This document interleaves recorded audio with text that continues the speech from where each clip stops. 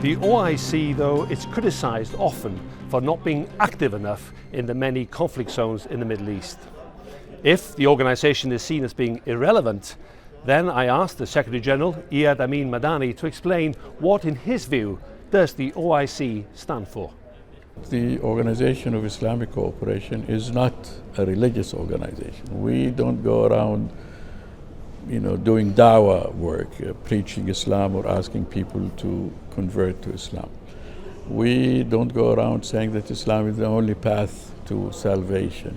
This is not our job. This is not our work. It is a political organization.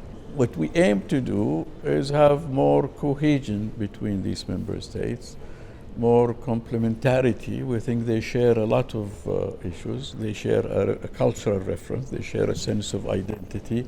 We want to translate that into specific steps and programs to face up to their challenges of development, of poverty, of marginalization, and to speak with one voice. We work actually with 57 vetoes. The 57, the number is our member states. More than the United Nations then?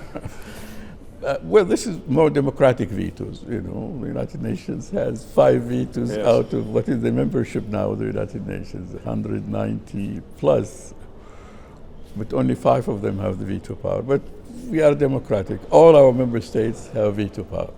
Our stand is common and known that we think Geneva I is the formula. We are very much involved in the current effort to have the two basic parties come together. We think that President Bashar al-Assad cannot be part of any solution.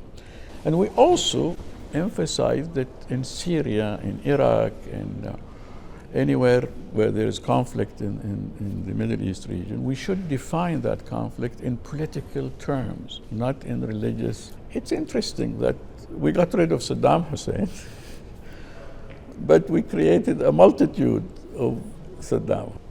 Palestinians as people are being erased from the map. The world watches as Israeli governments do whatever they want. Now, if we manage to get that international conference held, we also need a mediator, because there is no peace process without mediator.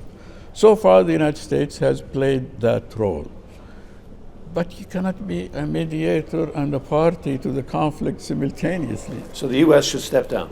Not step down, it should not be the only mediator. I think Americans say that they are for peace. And they say that they have many a time said they're against settlements, which is wonderful, nice. But we would like that to translate into using their weight to slow down the settlements.